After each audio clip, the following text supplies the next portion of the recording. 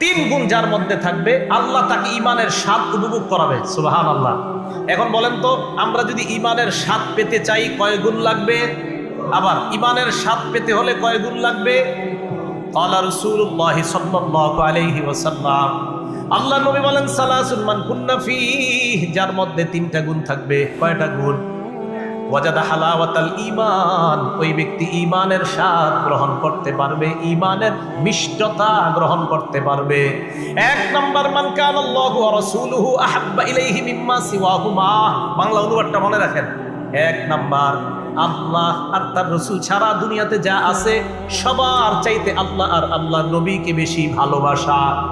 এক নাম্বার, আল্লাহ আর তার রাসূল ছাড়া দুনিয়াতে যা আছে সবার চাইতে আল্লাহকে বেশি ভালোবাসা, আল্লাহ রাসূলকে বেশি ভালোবাসা।